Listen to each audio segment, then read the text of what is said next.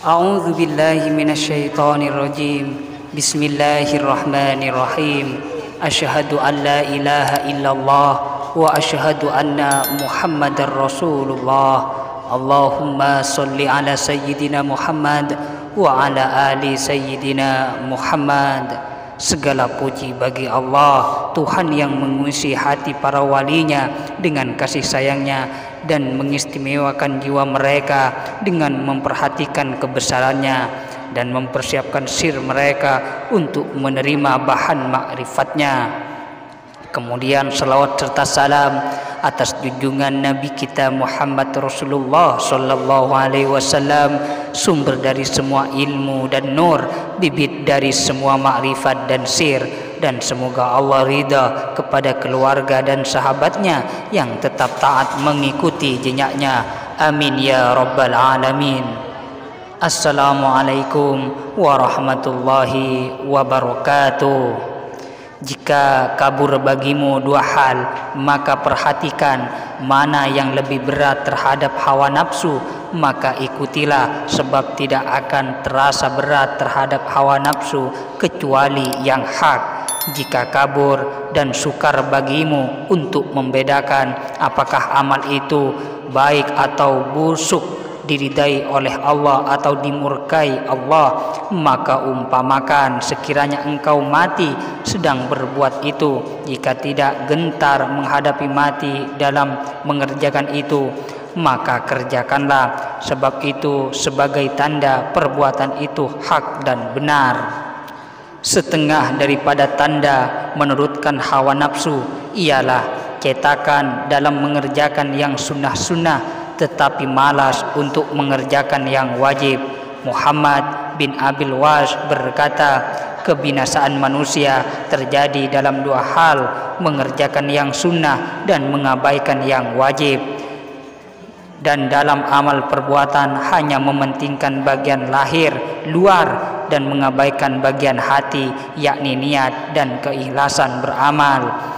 Al-Hawas berkata, terputusnya makhluk dari Allah karena dua hal, mengejar amal-amal sunnah dan meninggalkan yang wajib, dan memperbaiki lahirnya amal tetapi tidak memperhatikan keikhlasan beramal. Sedang Allah tetap tidak menerima amal perbuatan kecuali jika ikhlas dan tepat menurut tuntunan syariat, sebagaimana firman Allah, Bismillahirrahmanirrahim, bala man aslama wajhahu lillahi wa huwa muhsin.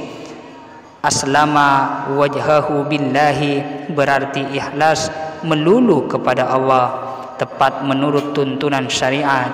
Rasulullah sallallahu alaihi wasallam bersabda, qayyadat ta'ati bi a'yanil awqati kaila yamna'aka anha wujudut taswifi wa wassa'a alaikal waqta kay tabqa laka hissatul ihtiyar. Allah sengaja mengikat amal taat itu dengan waktu yang tertentu untuk tidak menahan engkau daripada mengerjakannya karena kebiasaan, keteledoran, dan kemalasanmu yang suka menunda-nunda.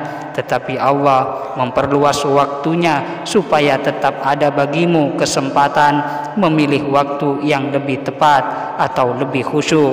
Sebab apabila waktu itu tidak ditetapkan, niscaya manusia akan menunda-nunda yang akhirnya tidak sampai berbuat. Dan diperluas waktu bagi orang yang betul-betul masih sibuk, sehingga ia berbuat setelah tenang dan dapat mengerjakan dengan lebih sempurna. Allah mengetahui kurang semangatnya hamba untuk mengerjakan taat, maka diwajibkan kepada mereka melakukan taat dan ditarik mereka itu dengan rantai kewajiban. Tuhanmu kagum dari kaum yang ditarik masuk ke surga dengan rantai. Allah mewajibkan kepadamu berbuat taat, padahal yang sebenarnya hanya mewajibkan kepadamu masuk ke dalam surganya.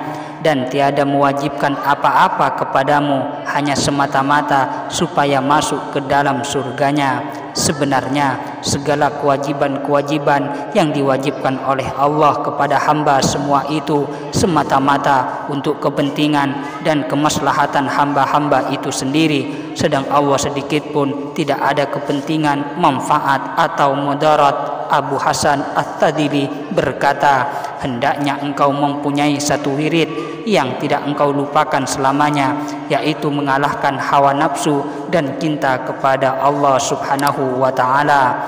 Nafas manusia ini sebagai amanah dari Allah dan sebagai titipan wadah yang harus diisi, dan hak ketuhanan tetap berlaku pada tiap detik yang harus dilakukan oleh hamba. Abul Hasan berkata, pada tiap waktu ada bagian yang mewajibkan kepadamu, hai manusia, terhadap Allah Subhanahu wa ta'ala. Siapa yang merasa ganjil tidak mungkin dapat diselamatkan oleh Allah dari pengaruh hawa nafsu syahwatnya atau dihindarkan dari kelalaiannya, maka berarti ia telah memperlemah kekuasaan Allah, sedang Allah atas segala sesuatu maha berkuasa. Tuntunan imam harus percaya terhadap kudrat kekuasaan Allah secara mutlak tampak, kecuali sesungguhnya Allah atas segala sesuatu maha berkuasa dan kudrat Allah tergantung pada iradatnya, sehingga tidak ada sesuatu yang terjadi tanpa iradat dan kudratnya. Apabila Allah berkehendak, maka berjalanlah kudratnya dengan perintahnya. Sesungguhnya perintah Allah jika menghendaki sesuatu hanya berkata kun, maka terjadilah apa yang dikehendakinya pada saat yang ditentukannya menurut apa yang dikehendakinya. Maka karenanya kepercayaan terhadap takdir kekuasaan Allah yang demikian itu, jangan ada seorang patah harapan dari rahmat Allah walau bagaimanapun keadaannya, tetapi jangan mempermainkan atau meremehkan kekuasaan Allah itu, sebagaimana firman Allah, Bismillahirrahmanirrahim, Qul ya ibadiyalladzina asrafu ala anfusihim la taqnatu min rahmatillah innallaha yaghfirudz dzunuba jami'an innahu huwal ghafurur rahim. Katakanlah, hai hambaku yang telah keterlampauan menjerumuskan diri berbuat dosa, jangan kamu putus harapan dari rahmat Allah. Sesungguhnya Allah sanggup mengampunkan semua dosa, sungguh Allah maha pengampun lagi penyayang. Ada kalanya kegelapan-kegelapan dosa, maksiat dan syahwat itu tiba padamu untuk mengingatkan kepadamu kebesaran nikmat yang diberikan Allah kepadamu. Sebelum mendapat taufik hidayah, seseorang hamba dalam berbagai kegelapan sehingga berbuat segala macam perbuatan kejahatan. Tetapi setelah mendapat taufik hidayah, ia hidup dalam alam cahaya, sehingga dengan demikian ia dapat merasakan bagaimana nikmat rahmatnya iman hidayah, padahal ia telah lama berkecimpung dalam lumpur jurang kegelapan syahwat dosa dan kejahatan itu. Sebab ada kalanya nilai sesuatu itu tidak dapat dirasakan kecuali bila telah merasai lawannya. Dalam beribahasa, kesehatan itu bagaikan mahkota di atas kepala tiap orang yang sehat. Tidak ada yang melihatnya kecuali orang-orang yang sakit. Siapa yang tidak mengenal harga nikmat ketika adanya nikmat itu, maka ia akan mengetahui harga kebesaran nikmat setelah tidak adanya. Syari As-Sakati berkata, siapa yang tidak menghargai nikmat, maka akan dicabut nikmat itu dalam keadaan ia tidak mengetahui. Al-Fudail bin Iyadi rahimakumullah berkata, tetapkanlah mensyukuri nikmat, sebab jarang sekali nikmat yang telah hilang akan datang kembali. Sesungguhnya yang sangat mengetahui nikmat air itu hanya orang yang benar-benar haus. Rasulullah Shallallahu Alaihi Wasallam bersabda, jika seorang melihat pada orang yang lebih daripadanya kekayaan dan kesehatannya, maka hendaklah juga melihat kepada orang yang lebih menderita daripadanya. Dalam lain riwayat, Rasulullah sallallahu alaihi wasallam bersabda, "Lihatlah kepada orang-orang yang di bawahmu dan jangan melihat pada orang yang di atasmu." Maka jangan demikian itu lebih tepat untuk tidak meremehkan nikmat yang diberikan Allah kepadamu. Dan orang yang bahagia untung itu ialah yang dapat mengerti dengan pengalaman, dengan kejadian yang terjadi pada lain orang.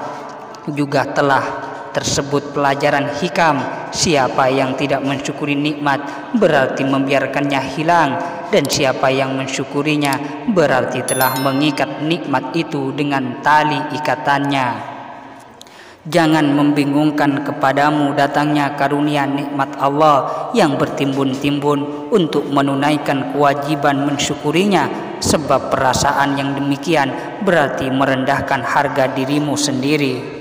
Engkau diperintahkan mensyukuri nikmat Allah menurut kadar kekuatan yang diberikan Allah kepadamu, bukan semaja atau sebesar nikmat yang diberikan, sebab itu tidak mungkin engkau akan dapat menunaikannya, tetapi memberi nikmat yang besar sesuai dengan kebesaran Allah, sedangkan engkau diharuskan mensyukuri nikmat menurut kadar kelemahan kekuatanmu. Nabi Daud alaihi salam berkata, "Ya Allah, anak Adam ini telah engkau beri pada tiap rambut ada nikmat di atas dan di bawahnya, maka bagaimana akan dapat menunaikan syukurnya kepadamu?"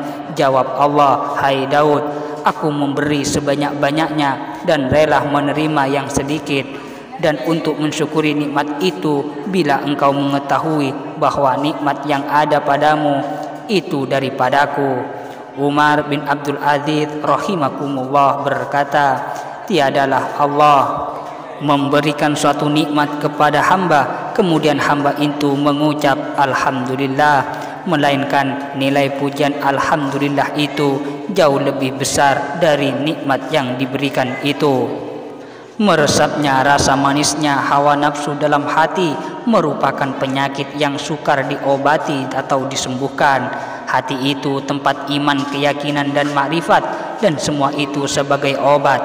Tetapi apabila kecintaan kepada dunia dan syahwat telah menguasai, memenuhi hati, maka tidak ada tempat untuk obatnya. Maka disitulah letak kesukaran untuk mengobatinya, sehingga sukar disembuhkan. Rasulullah sallallahu alaihi wasallam bersabda, "Hubbud dunya ra'su kulli khati'atin." Cinta kepada dunia itulah induk pokok dari segala dosa. Tidak dapat mengeluarkan, mengusir syahwat dari dalam hati kecuali rasa ketakutan yang menggetarkan atas rindu yang menggelisahkan. Syahwat hanya hawa nafsu yang sudah mendalam, mempunyai kekuatan yang luar biasa. Karena itu, maka tidak dapat mengusirnya kecuali kekuatan yang lebih besar. Takut yang menggetarkan ialah takut terhadap balasan siksa Allah atau rindu pada apa yang dijanjikan oleh Allah. Maka bila ada rasa ketakutan yang sungguh-sungguh atau rindu yang menggelisahkan, maka syahwat hawa nafsu dapat ditekan. Sebagaimana Allah tidak menerima amal yang dipersekutukan dengan lainnya, demikian pula Allah tidak suka pada hati yang bersekutu. Amal perbuatan yang dipersekutukan kepada sesuatu selain Allah tidak akan diterima oleh Allah, dan hati yang bersekutu tidak menghadap kepadanya. Amal perbuatan yang bersekutu ialah riya, sum'ah, dan yang dibuat-buat, dan hati yang bersekutu yaitu yang masih merasa cinta kepada lain Allah dan mengharap atau takut atau menyandar kepada selain Allah subhanahu wa ta'ala. Inilah penjelasan singkat untuk para pendengar, semoga bermanfaat dan semoga Allah meridai kita semua baik di dunia dan di akhiratnya. Assalamualaikum warahmatullahi wabarakatuh.